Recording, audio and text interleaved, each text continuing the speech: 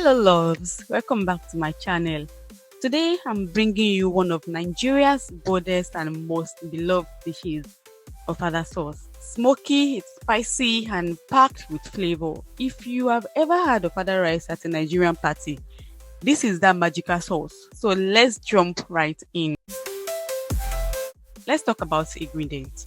To get that deep traditional taste, we'll be using 40% red bell peppers, 30% chili, 30% Scotch bonnet, and 10% onions. Bleached palm oil, locust beans aka iru, seasoning cubes, salt, and of course assorted meat, smoked fish, boiled egg, momo, and crayfish powder for extra flavor.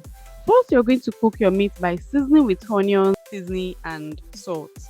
Add a bit of water, just enough to cook the meat, then cover and cook until the meat is soft. Then you're going to blend your peppers and some onions. Don't blend your pepper too smoothly. We want some texture for that rustic, street style feel, now. Blend that and set aside.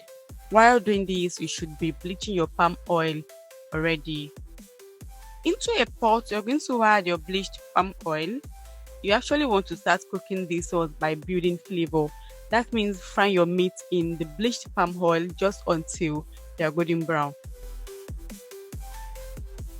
Once they are brown, you're going to take them out of the oil and set aside.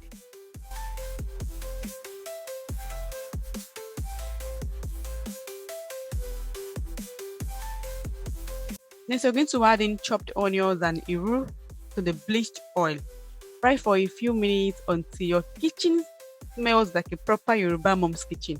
You know that rich and earthy smell now? You actually need to do this on low heat in order to avoid burning the onions. Then you're going to pour in the blended pepper mix. Give it a good mix and let it fry while stirring occasionally, and be very patient because you want the oil to separate from the stew before proceeding to the next step. Once the oil has separated from the stew, it is time to bring in the stars. That's our fish, pomo, the boiled and fried assorted meat, crayfish powder, salt, seasoning, and beef stock into the pot.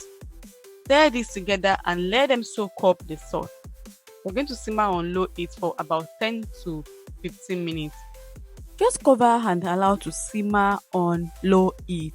By now, the stew should be thick, shiny, and calling your name. It's time to go in with your boiled egg if you're using. Give this a good mix and allow the egg to soak in the oil. Yoruba people will say komuta. Komuta dada. And at this point, your kitchen is already smelling and your neighbors are probably jealous of you. Open the pot after frying for 15 minutes. Please, this recipe is not one that you should just rush and fry. You need to fry it very well because the more you fry, the better the taste. So please fry very well so that you can enjoy that authentic taste. And please, while frying, you need to stir so that it does not burn. And there you have it.